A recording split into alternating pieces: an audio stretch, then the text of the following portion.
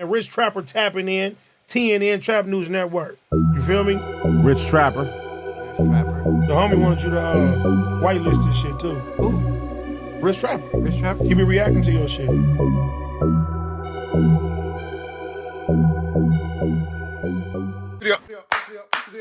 TNN Trap News Network. We back in the same.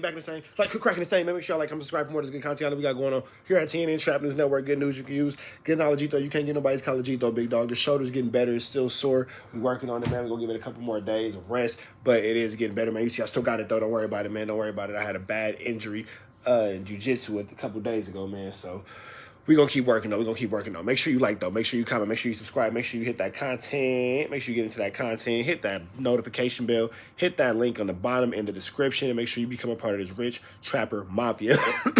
Excuse me. We about to jump into Vlad TV real quick, man. Part 2 of Bricc, baby, on me and Eric Holder joining the Crips and why they have the same blank cuz name. We finna jump into this content. Let's go. Around 1995, you were around 7 years old. Your mom got indicted with 2 tons of cocaine. Yeah, I didn't know it was cocaine. Oh, yeah. It was 2 tons. So, 2 tons of cocaine. Yeah. So, my stepfather, I'm going to be brief, but it don't matter. Wait, let me see this real quick. How much does an elephant weigh? An elephant weighs 6.6 tons. So 200 divided by 6. The answer is approximately 33. Bricc baby's mom got caught with 33 elephants worth of cocaine. You feel me? My stepfather was like a kingpin. He already was in prison at that time. I think he left 89 or 90. And they hit my mom and him for running a criminal organization from behind the wall. And I guess the driver had got hit on the way out there to go see them. My mom, I guess she was running the operation on the street. And my mom was running the operation. It's all documented. I just be feeling like I'm telling when I say shit like that. But she was running the operation on the street, and the driver gets hit on the way out there and tells on everybody that works for the cartel instead of telling on the cartel. So ends up getting my mom in the mix. Oh, it was out of Detroit. My bad. They were headed to Detroit. Her indictment's out of Detroit. Yeah, the truck had 2 tons on it. I mean, so that's 1,000 kilos. Yeah, well, 1 ton is 2,000 pounds. That is a lot of Yola. A lot of Yeah, so every kilo is like 2 pounds and a quarter. Right. Yeah. When you're talking about Detroit, you're probably talking about BMF or someone affiliated with that. So they're the wave right before BMF, but the people that the young Meaches and all that were copping from, they definitely have. Got it. Yeah, they're definitely like entangled somehow. And that's how you ultimately get the name Bricc Baby later on, because the mixtape you first dropped was Son of Bricc Lady. Yeah. So, yeah. All right. So, moving on, like 16, 17, my hood name, it's a phrase in the hood that stay down shitty. Like, oh, yeah, he stayed down shitty. You know what I mean? So, like, when I was 17, I changed my name to Shitty. Like Shitty Cuz. Okay. So why the name Shitty? I've always wondered. Yeah, that's what I'm giving you the rundown right now. I mean, because to call yourself Shitty, so there's got to be a meaning. Yeah, so at the time, like, staying down shitty was like dope. Like, oh yeah, he stayed shitty, he didn't tell. Or he stayed down shitty, he got a squabble on him, he stayed down shitty. Or, you know what I'm saying? Like, he's shitty with the pistol. Like, that was just like a word we was using in the area, like in like 03. So my big homie, Eric had got put on. And I was just giving you this to tell you how I got the Bricc Baby. We'll get into that later. Right. Eric is Eric Holder. Yeah. So Eric came to get put on. I met them. I see them little dudes on Slauson one day, and I'm like, what's up with you little niggas? And I start having them kick it with me probably for like 2 months or whatever. So it come around like, come on, We going down to the school. It's time to get put on. Whatever the case was. So that day he got put on, we came up with the shitty name. That was like a name that was really made for him. But he can't come in and be big shitty. So me and my big homie, that's, you know what I'm saying, that's big shitty, and I'm little shitty, like, you gonna be baby shitty. No, matter of fact, it was Rag. I was baby shitty at first. And he was tiny shitty. And then the two homies that was the same age, they was like, man, I ain't gonna be your little homie, we brothers, whatever. So we bumped it up. All right, so I inherit the name Shitty. Now I'm rapping and shit. And when it comes to me and Kid Ink putting out our first single together, Kid Ink's your cousin, brother. Yeah, my cousin. Right. So Kid Ink's my cousin. Ill Will was the manager at the time, and he hit me. He hit my manager, Danny, and he's like, hey, you think that they're not saying that Shitro is not radio friendly? Because I took the Shitty. At first I was Shitty Montana, then I was MPA Shitro. I started, we'll talk about that too. Yeah. But I was MPA Shitro, and they was like, well, everybody know it stands for shitty. I'm like, well, the world doesn't know that Shitro means shitty. And then they was like, you should just change it for the radio. I don't think you should go with shitty. So I was like, Bricc Baby Shitro. And the reason why I came up with Bricc Baby was because I had an upbringing of my parents moving bricks and stuff. And my first mixtape was Son of a Brick Lady. Mm-hmm. So I was like, and I already had the Bricc Baby tatted before I changed my name. So I'm like, Bricc Baby. Son of a Brick Lady will make you a Brick Baby. That makes sense. The name is naming. I mean, if your mom was caught as part of a conspiracy with 2 tons of cocaine. No, 2 tons of cocaine. Oh, it was 2 tons. Why did I hear 200 tons? It was 2 tons of cocaine. I don't know why I heard 200. And some of y'all gonna be like, damn, numbers is hard. Numbers are hard. Why did I hear 200 tons? I'm tired. I don't know what. Man. You know what, though? It's that Free the Trappers, man. It's pink candy. Boy. Why did I hear 200? That's not 33 elephants. Why did I hear? Wow.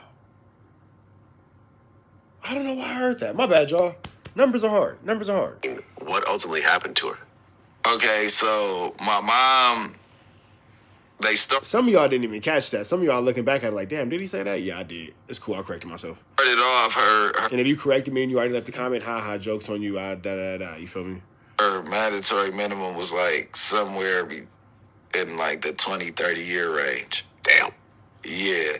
So they fought from like 95 all the way until it was like 4 years they was fighting, because I remember her going back and forth saying she was going to court for a property. She never told me what it was for. You know what I'm saying? I guess they was suing over one of her properties in Detroit. And she told, well, basically what happens is, it starts going down. Here go the thing, though. When I say this as a parent, you want to shelter and hide your kids from as much as in this crazy. You want to shelter and hide your kids from as much in this crazy world as absolutely possible. So to say for a property, or I'm going on vacation, or I'm taking a trip, or whatever, bam, blah, blah, blah, that all makes 100% sense. 100% sense. Because when it's all said and done, it all comes down to it. You don't want your kids walking around with that trauma, with that anxiety, with that looking over their shoulders and all that kind of stuff. Like, as an adult, I know what it's like to be on the run. I could never imagine what it would feel like for my kids to know that I'm on the run, and now they're holding on to the anxiety with me. They hold on to that uncertainty with me. Like, any moment they can get bumped up and all that kind of stuff. Like, that shit creates chaos, man, and it creates a very unsettled and unsettling way of looking at life. So I could definitely respect moms for keeping that away, because that's not everything ain't for the kids to see or to be heard. And that's to scare you. So it starts getting knocked down, and just the cartels started telling on everybody around, to where they ended up figuring out that they were putting a heavier position on the lower levels, even though they still had 2 tons and a gang of money when they raided. Like, I got a story later on. How much money along with the 2 tons? I would have to go look, because I don't want to quote it, but it was a couple million. I got kicked out of the house. Couple of $1 million. Yeah, for sure. For sure. I got kicked out of the house in Detroit when I was in the first grade, or it might have been kindergarten, because me and my sister, she's like 7 years older than me, and the neighbors and stuff, we was playing hide and go seek, and we was in the basement of our house down there. We had a little casino down there, and we found like some money that was saran wrap like that. It looked like that, and it was in black saran wrap. We ended up ripping the saran wrap open, and it was money. We just throwing the money all through the basement. My mom told us it took her 3 days to count that money. It was like 2.6 million we threw around the house. Like, we didn't even get to the bottom of it. We were taking the bands off and just throwing it everywhere. And I got my... That's chile.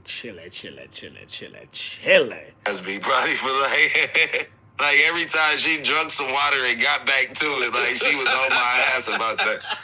But she moved that night, and she sent us back to L.A. within, like, a week's time. Because the neighbor, the neighbor's dad was, like, a D-boy robber, but he didn't know that my mom was hustling. But we used to play with each other, so she was like, when we got older, she was like, the reason why we left that fast was because if the dude across the street would have found out I had all this money in the house, I'm over here by myself with y'all, he would have put together a crew and kicked the door. So I had to count all that money again by myself. Mind you, she had helping hands at first. She's like, I counted all the money by myself, so put it all together, put it in moving boxes, like we was just moved out. And then we was at like a Residence Inn for a second, like, you know, the Marriott Courtyard. Yeah, so we were right there, and they sent me back to L.A. Can you say the name of your stepdad? That was really the kingpin of all this? Oh, yeah, Kevin Moore. That's what they mean when they say Vlad be asking police questions and Bricc be finna answer it like he in an interrogation, and that's what they be talking about all right there. All right there is what they finna go crazy about on the internet. Kevin Moore. Yeah, okay, yeah. Harry O, all the originals, the original Rick Rosses and all that, they all in alliance with each other. They know each other very well. Yeah, I actually looked it up. There's a bunch of articles about him. Yeah. Oh, because I know a lot of articles pop up because his dad was like, is that what popped up? Maurice Moore, the officer. There's just a bunch of... When Chief Parks was trying to go back for police chief again, his dad was the officer right up under him. And they put out a big article about my mom's case and my stepfather's case because they didn't want Chief Parks to be, like, reelected as the chief again. So he's like, yeah, Maurice Moore, da-da-da-da. It was a big thing for a second. Now, pay attention to this, man. That was I like Bricc Baby doing this interview. He's sober. He's sounding good, sounding coherent. You feel me? Give me one second, babe. I'm almost done. I'm on FaceTime with 10. Can't keep hands. All that kind of stuff. I like Bricc Baby doing this interview. I like Bricc Baby doing this 1-2 step and all that kind of stuff. Blah, blah, blah. Let's pay attention to the fact. The driver got caught and told on everybody. The driver got caught and told on everybody. So let's not negate the fact. The driver told on everybody. Don't get caught up in the streets, kids. Don't get caught up in the streets, kids. This is a very interesting situation. It's going to be called as if he's talking too much. It's going to be called as if he is giving a better version of himself and not looking bad like how he looks on No Jumper. It's going to be called a lot of different things. But I guarantee this is probably going to be one of the more viral things to happen towards this fourth quarter in this YouTube content space that we got going on. But we going to see, man. We going to see. I'm going to say by part 20, it's going to get real controversial. This is only part 2. We finna jump out of here, though, man. Make sure y'all like, comment, subscribe. Red dots to the left. Y'all know the rest. And it's free. Avenue Angel, so he's free. We up out of here, man. We go.